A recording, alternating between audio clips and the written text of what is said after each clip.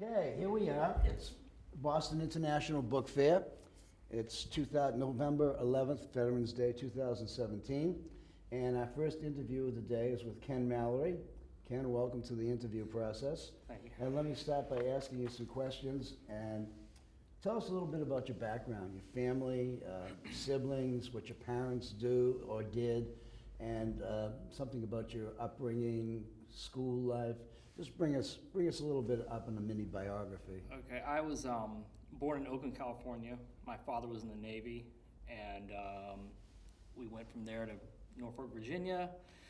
He got out, went to embalming school, and we moved to West Georgia because my mom wanted to live on a farm, so my dad said, I'll get you a farm, and grew up out in the country. My dad was in the funeral business for off and on a good part of the time. My mom ended up being raising exotic marsupials, kangaroos, wallabies, and whatnot. I had a very interesting. Very interesting.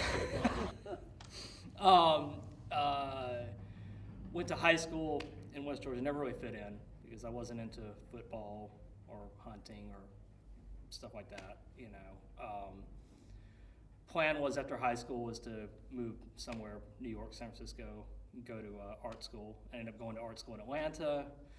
Went for 6 months and realized I could either stay in art school and starve or drop out and starve. And that's when I started working for Frank Reese at Acapella Books in Atlanta, and that was 91, 92, and that's where I got my start in the book business. And I started working for him and just fell in love with it. Yeah. How old were you when you started working with him? 19, 19 or 20. So how old are you now? 44. So you've got 25 years under your belt. Yeah.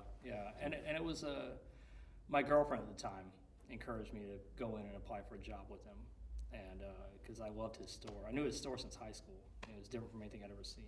It was sex, drugs, rock and roll, beat writers, and I worked for free for a while for him, and then eventually he brought me on for a job, and I stayed with him until 2002 or 3, and started my own business. Where? In Atlanta. In Atlanta. Yeah. So I'm still in Atlanta. Do you have any siblings? I have a sister who still lives in Carrollton. She runs a restaurant, and she's 5 years younger than I am. We completely different life paths. Apparently, yeah. So that's really how you got into the book business, is by getting that job. Yeah. And what did they deal in? We dealt. Frank started working for Acorn Books when he was just out of college, working for Joel in San Francisco. So Frank worked there for a long time and eventually left and came back to Atlanta. And so our store's DNA was infused with a lot of that. When I was in high school, I was reading a lot of William Burroughs and J.G. Ballard and stuff like that high school kids reading the Amok catalog and the Lou Pants catalog find fun. And I walk into the store like Frank's and he's got this stuff. Whereas in most Atlanta, Civil War, Southern, and so it was so a lot of the San Francisco DNA was infused in his store. So that's obviously influenced me now in my career. When you started on business on your own, what did you start with? I mean, there are certain essentials that when, it's knowledge, it's space, it's money, and I started with the experience of running a store. I had that behind me, and a $500 loan from my wife that I have yet to pay back, and just a drive. And in those early days, you do what you have to do. You get up, you hit thrift stores, you go to estate sales, and you just do what you do to find what you can. At the time, she worked a corporate job, which allowed us to, not have to make a living yet, and kind of build up, but it was a lot of hustle. It's just, I have trouble sitting still. I like to be constantly going and doing something, the idea of retiring and sitting around doing nothing is like a nightmare to me. Well, it's a nightmare to everybody. Yeah. The guy called me up the other day and wanted to know what my exit strategy was. I said death. Death. I I didn't know what else. Go out with my boots on. Yeah. When you started in the trade, who were your mentors? Well, locally, the people who were kindest to me, Frank Walsh, Yeah, great guy. from the very beginning, and Cliff Grobart, Tom Dorn, and then as I started getting out more, because I had said, I think it was 96 or 97, we had one of the last book fairs in Atlanta, and I said I'm never doing a book fair again. And it was a nightmare. So once I started doing the book fair circuit, meeting more and more people, like-minded people, Yeah. But early on, like a lot of people, Tom Congressman was very kind to me in the Tom's beginning. a wonderful Tom's person. a great guy, very kind to me. Yeah. Took me somewhat seriously. And Chan Gordon, of course, Yeah. great guy. My first fair on my own was Florida, so I met a lot of the people that I'd heard about and known about. Yeah, and then. it's probably the closest one to you. Yeah, it is, and it's not really even a southern fair. There's so many people from up north that do I know. it. Well, it's that time of year. Yeah. Well, they're doing it in April this year, I understand. Yeah, well, starting last year, it got changed to April. Because the New York Book Fair is in March. Yeah, which is kind of rough because by then it's starting to get hot. Well, it's not that hot up here, so. When you were a young bookseller, what did you find were your most important challenges starting a book business? I would say, and it still is a challenge, finding great inventory, and especially on the ground when you have no money. Yeah, that's difficult. And really having to take things and trade up and go and go and go. Yeah, it was finding really good inventory was difficult. I mean, it's easier once you have money and you have a business going, but that really starting out and just going. I remember days of getting up in the morning and Hannah going to work and me getting in my car and driving around the thrift store circuit and Yeah. maybe coming home with nothing or a $15 book that might sit online forever. That was and getting dialed in to actually get calls and get offers for things was tough. Was really tough. When you're new in anything, it's tough to break through. Yeah. Just getting that momentum going was really difficult. Yeah. But I will say, I don't think I could have done it as quickly if it had been the pre-internet days. Because of the internet, you can, if you luck into, if I lucked into a psychology library at an estate sale and it was $2 a book, it might just give me a ton of stuff to put online to generate cash. So, in the old days, if I was having to type it up and send it to ABAA Bookman's Weekly, and wait for money to come in, it would have been a lot tougher and taken a lot longer. Yeah. And I know a lot of people disparage the internet, but it has its advantages in that way. When did you start getting on the internet? Did you find it as a bookseller? Did you find it complicated rather than being there are some computer people who are booksellers. Right. But most booksellers aren't computer people. Well, I had the opportunity of one of my first real jobs at Acapella was I was in charge of our ABAA Bookman once, and buying and selling. And I took, back in the days when somebody would come in for a want and it would take 6 weeks to source their book for them. So I made the transition pretty easily because the first time Richard Weatherford showed up at one of the Atlanta book fairs with Weavers, or I guess it was Interlock at the time. Interlock, yeah. And I said, this is going to change everything. Yeah. And Frank, to his credit, was ahead of me.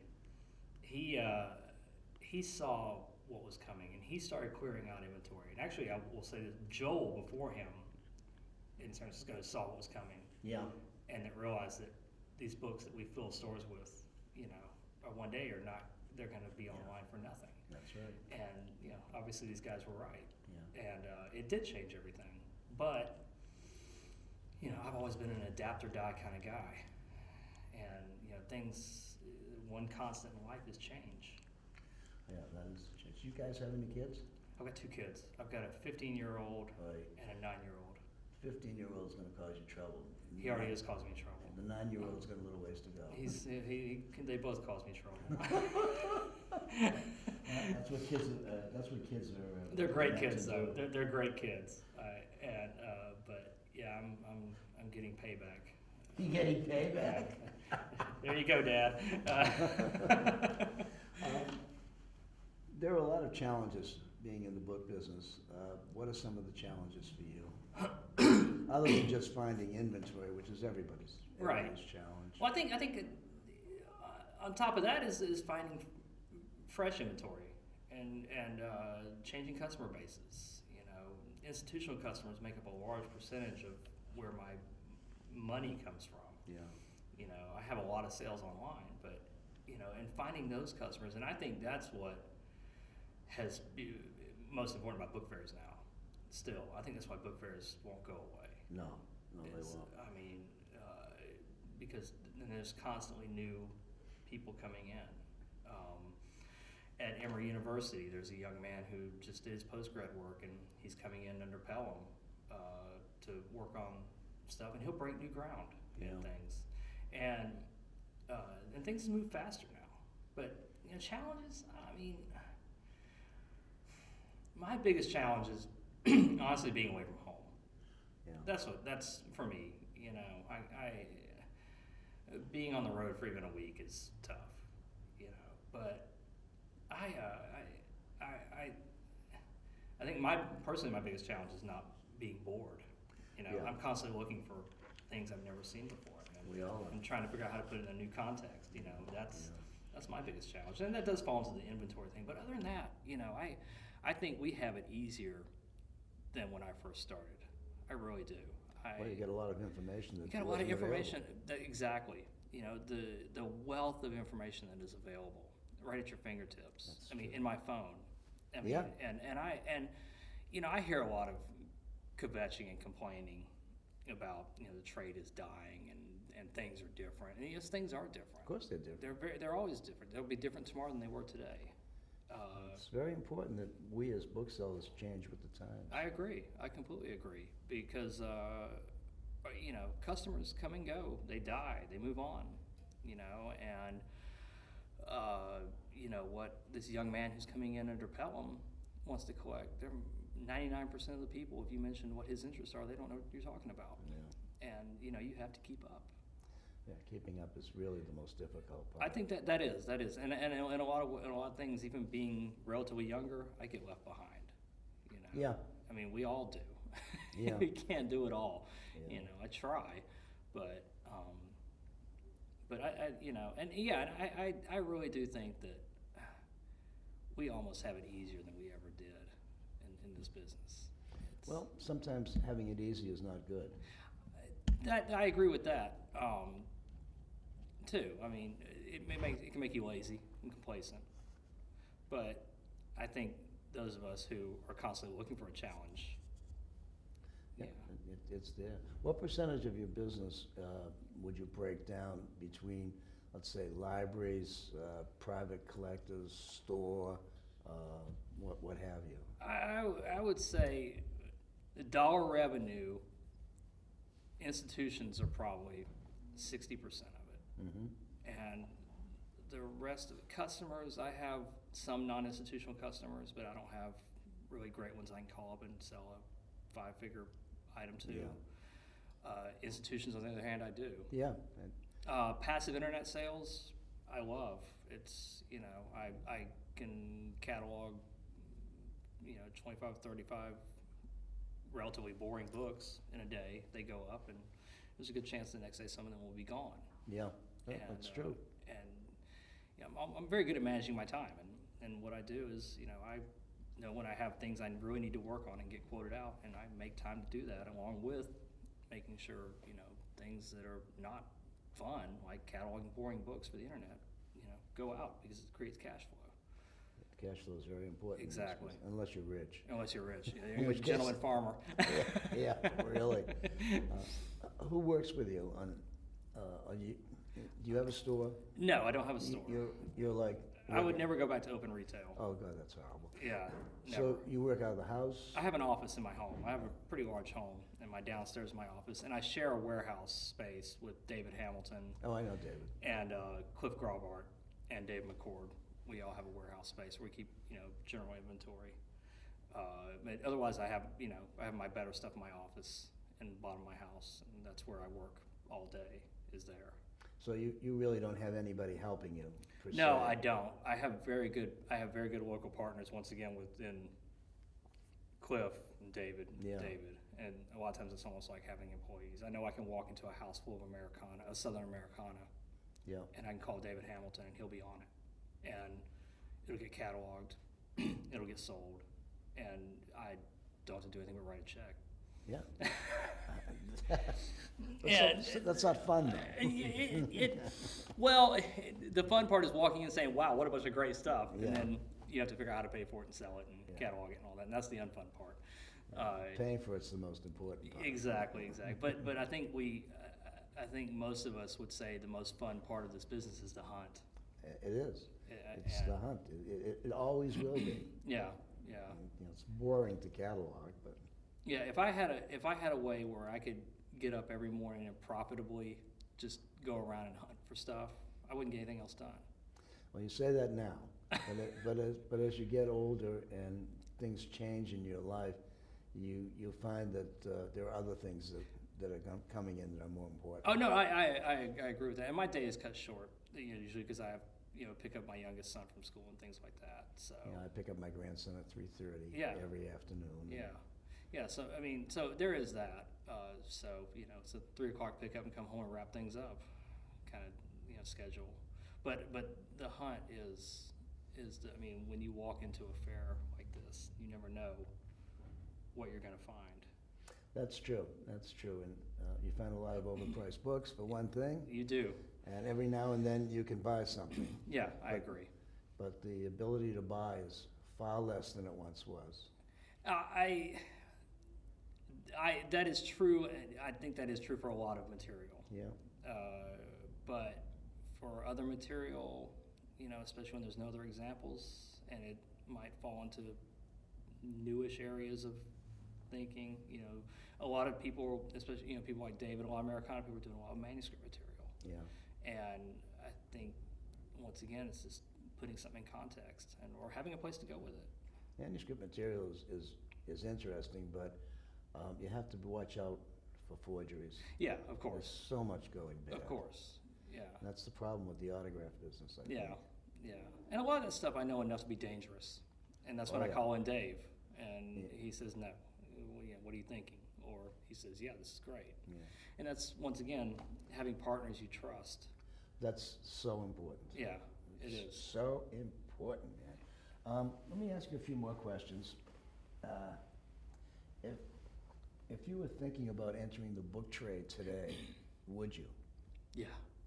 Yeah, I would. The excitement of it, or the mystery, or whatever? I think both, the mystery and the excitement. Especially if I'd gone to like a fair like the New York Fair and seen, if I was 19 now, I would probably have the same sense of wonderment that I did when I walked into Frank's place. Yeah. And What an experience that is. and to even have the idea that like, wow, I can own this stuff temporarily and buy more of it. And handle just a lot of our best memories are a lot of us talk shop and we talk about things that we had. Right. Yeah. Well, that's only natural. Yeah. I would suppose. Yeah. There are a lot of people who are saying that you don't want to go in the book business. It's like dying and stuff. What do you see as some of the great challenges we may have as booksellers as we're moving forward? I think one thing, and I can't be quite sure of this, but I think the generation that's called millennials are less attached to materialistic items. No, that's true. The kids are buying records again. which is Yeah, vinyl. yeah, Vinyl's come back. which is driving some of us crazy because I used to be able to go in and buy great records for $4 and $5 or $1, and now Yeah. I can't. Yeah. But I think the word on the street is that they're less materialistic, and there might be. But once again, you see things like the collegiate book collecting Prize. contest. Yeah. Heather O'Donnell at Honey and Wax just did the book collecting prize. I think for women book collectors, and they were young. Yeah. And so I mean, I'm sure you've seen there's tons of articles about boomers who are retiring and their kids don't want their stuff. Yeah. And that's going to obviously have shockwaves along with what we do, which is once again why my institutional customers are very important to me. To every one of us. Yeah, because 20 years from now, when I've got no retail customers to sell anything to, Or maybe no world. or no world, to there live is in. that too. Yeah. We live in That might be a few years from now. Could be tomorrow. It could be tomorrow, yeah. Let me just wind things up by asking you just to look into your crystal ball and see if you can come up with some of the areas that will be of interest as time goes on. People used to buy sets of Dickens and Galsworthy. Now nobody wants to even look at that. Yeah. And I would imagine there'll be somewhere along the line, there'll be other areas where people are gonna say, oh God, I don't wanna buy that. Yeah. So I look forward and I see, at the book fair, I see 2/3 of the people who are exhibiting are over 60. And I'm saying to myself, at some point in the next 10 years, there's gonna be an awful lot of material coming on the market. Yeah, there is, and I'm seeing things nowadays that 20 years ago, if I had seen, I would have been shocked. Yeah. Like, wow, that's here. It's amazing. Years ago, I was saying to Brian Cassidy one time that one day when we're old and doing the New York Book Fair, there's going to be kids with cases full of C90 cassettes. Yeah. And we're going to look at it like, What is it? I mean, I even look at a lot of the people dealing in some of the punk stuff. And I'm like, I remember when I was a teenager, I could buy that, And it doesn't turn me off to saying, well, if I still buy it, I can sell it. But I think, once again, taste and fashion change. Yeah. Obviously. And who's to say that sets of Galsworthy won't be coming back around? Me. Probably not in our lifetime. No. But I think it was one of the Star Trek movies where I think the Captain Kirk is given a gift of a Mark Twain first, and obviously it's implied that it's extremely rare, whereas now you can find a lot of Mark Twain firsts. So, I'm not one to try to predict the future. I've always been terrible at it. But I remain optimistic. I have no choice but to remain optimistic. I know. I mean, if I sit and complain, it doesn't do anybody any good, including me. Yeah. And just go with the flow and keep doing what I like. That's important. And I figure my philosophy has always been, if I enjoy it and I can get behind it, there's somebody with more money than me who can enjoy and get behind it. And that might be kind of a greater fool theory, but I think it's an optimistic version of the greater fool theory. And I like to think that sometimes I'm finding things and showing them to somebody who is just as amazed as I am by it. And like I said, it could be 100 years from now, you have every generation seems goes through like a 30-year retro kind of thing. And who's to say that in 2115, Galsworthy sets in green Morocco are not flying off the shelves because people want to have them there. In our lifetime, no. We've gone through a 30-minute interview. Was that hard to do? No, not at all. Well, thanks for